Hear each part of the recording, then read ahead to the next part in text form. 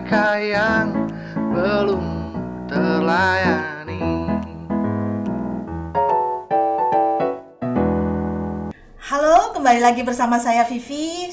Kali ini saya ditemani oleh Pak Warno juga dengan Bu Asri. Kita ada di Bilik Sejahtera. Nah, Pak Warno dan Bu Asri, juga pemirsa yang ada di rumah, kali ini topik kita yang akan kita bahas ini kali ini ya. Positif negatifnya hidup bersama mertua. Waduh, ada positif Iya. dan negatif ya. Banyak kan negatifnya ya. Biasanya kita seperti Mbak Asri bilang kan, kita berpikirnya itu negatif aja gitu kan. Ternyata kalau kita simak ya, kita kupas di sini lah. Iya. Ada juga loh positifnya.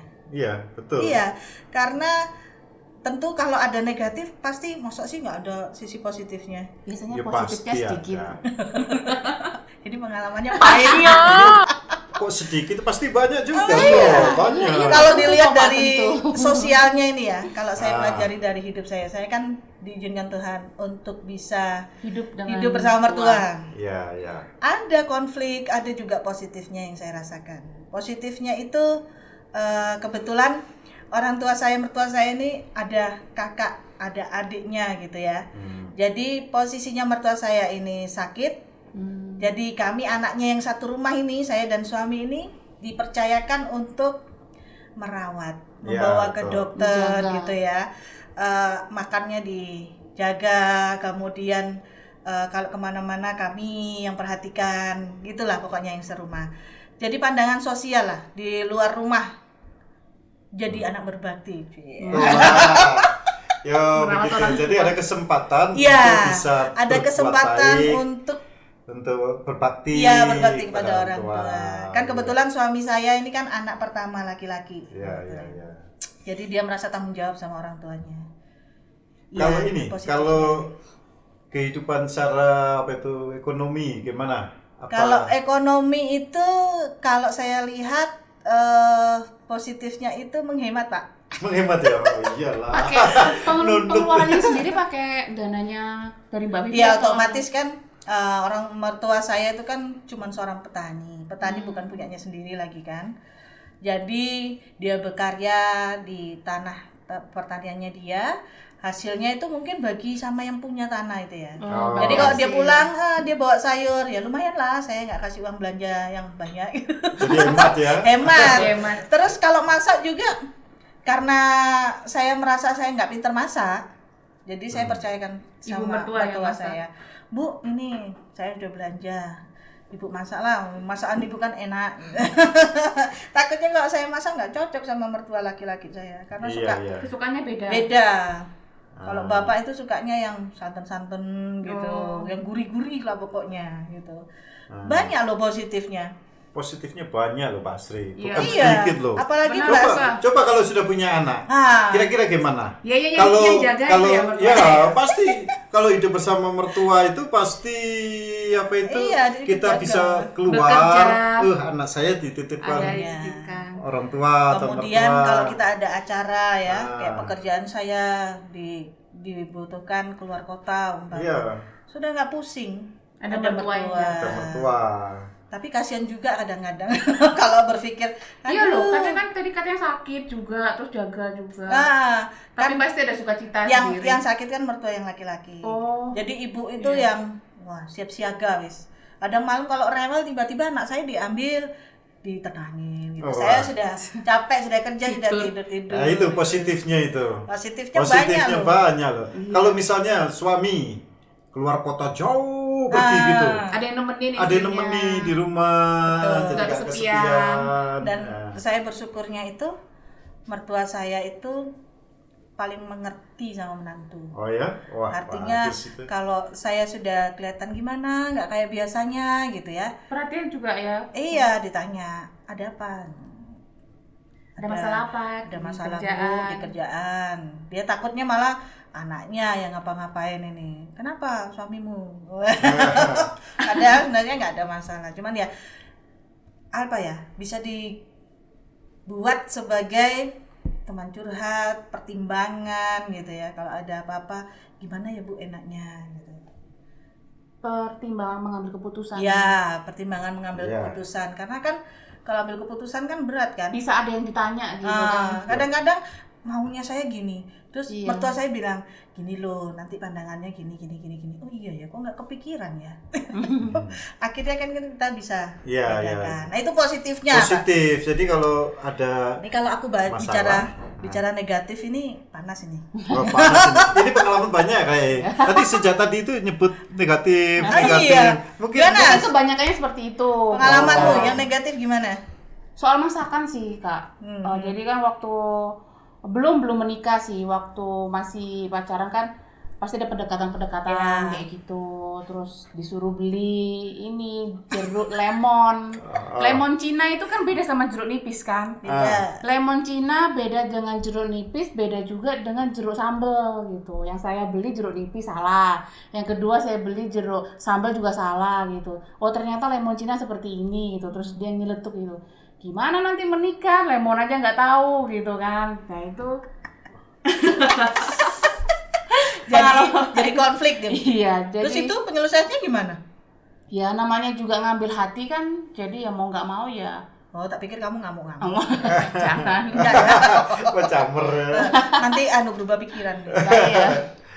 Itu aja Iya, masalahnya. itu. Oh. Karena kan orang mertua juga jauh dari di luar pulau kan. Jadi Tapi nggak dekat. kalau setelah menikah ini sudah pisah rumah ya, artinya nggak Sudah. ikut mertua, nggak ikut Iya. mamamu juga nggak gitu ikut ya. orang tua juga. Iya. Kalau ini Mbak Vi, kalau masalah mendidik anak itu gimana? Kalau Iya. pengalaman Mbak Vivi? Betul itu Iya, Pak. itu gimana? Kalau Betul. pengalaman saya dalam mendidik anak itu kontras ya, pasti konflik. Konflik, Dikit aja kalau anak saya tegur gitu ya. Ah. Jangan gitu, ini dia udah mulai mewek-mewek larinya ke mbahnya. Ada Dia beda. rasa mbahnya itu apa ya? Hero. Superhero. Jadi dikit-dikit, mbah, lu ada apa? Ibu nakal. Itu sampai dimarahin. Iya. Ibu nakal dia bilang gitu. Nah, sudah mbahnya. Opo sih arek sik cilik mbok konokno gitu. Anak masih kecil mbok perlakukan didikan yang keras gitu kan katanya ibu saya nih. Saya bilang, "Ya, wajar lah, maksudnya supaya anak itu ngerti ini lo salah, ini lo enggak ya. Anak masih kecil jangan digituin." Nah, salah lagi. Jadi begitu ya negatifnya. Iya. Ada negatifnya juga. Sudah dibilang jangan makan es. Dikasih Tinggal es. kerja. Pulang-pulang sudah ikut pegang es. Meler-meler. Malamnya Ah. panas. Itu ikut juga. Ikut rawat juga waktu panas itu. Iya, ikut rawat kan tidurnya nggak ini. Jadinya tidur sama cucu. Mertua saya tidur sama cucu saya sendiri. Tapi hati ini rasanya Nggak apa enak ya? ya? Nggak enak gitu. Kok lama-lama kok anak saya ini nanti jadinya manja. Aha. Jadinya manja, dia nggak mau mandiri gitu ya. Terus kalau soal masakan itu juga, makanya saya bilang tadi yang positifnya kan, Ah. saya nggak masak. Iya itu karena ada sebabnya. Nggak Waktu cocok. saya masak nggak cocok, Oh, terlalu gitu ya? manis terus apa bahannya itu aja gitu katanya. Nggak ada Pokoknya nggak cocok. variasinya. Akhirnya dengan halus mertua saya bilang, ya udah ibu aja yang masak, katanya. Kamu ini aja, yang lain lagi kerjain apa gitu. Enak ya Kak. Iya, dan kadang-kadang juga nggak enaknya itu, negatifnya itu orang tua kadang cemburu. Cemburu. Nah, Cemburu gimana? mertua saya itu cemburunya dalam hal gini. Saya bilang ke suami, saya ingin beli hal yang seharusnya memang sudah nggak layak pakai, jadi kita harus beli gitu. Nah, datanglah pulang kita. Mertua saya bilang, Sudah beli beli apa itu? Oh. Kok pemborosan? Katanya gitu kan. Padahal itu kita beli itu sudah benar-benar memikirkan segala sesuatunya gitu kan. Akhirnya anaknya sendiri yang ngomong, saya diem aja daripada nanti konfliknya bertambah. Betul. Itu pakai uangnya pribadi kan? Iyalah pakai uang kami. Nah kemudian Mungkin maksudnya baik, tapi maksudnya baik, nggak ada sih maksudnya nggak baik, termasuk Iya. dalam mendidik anak juga.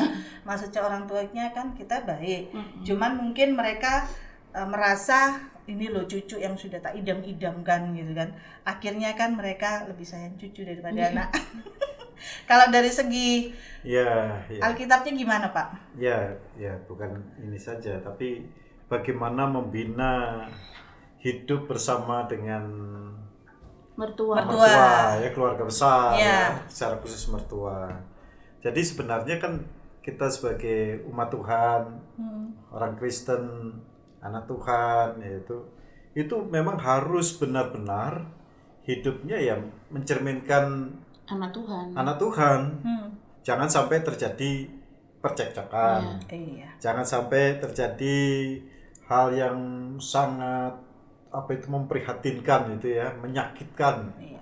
Akar pahit. Akar pahit, apalagi akar pahit. Hafal ya Karpan. Padahal itu kan satu keluarga ya, Iya. hubungan yang harus dibina, yang harus jangan sampai disakiti gitu ya. Apalagi Sampai terpecah. ketemu tiap hari.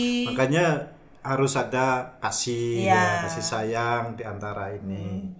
Nah, saya teringat satu ayat firman Tuhan dari 2 Timotius pasal 1 ayat yang kelima ya. Ini ada satu kisah. Ya, dikatakan demikian, sebab aku teringat akan iman yang tulus ikhlas, yaitu iman yang pertama-tama hidup di dalam nenekmu Lois dan di dalam ibumu Enike, dan yang aku yakin hidup juga di dalam dirimu.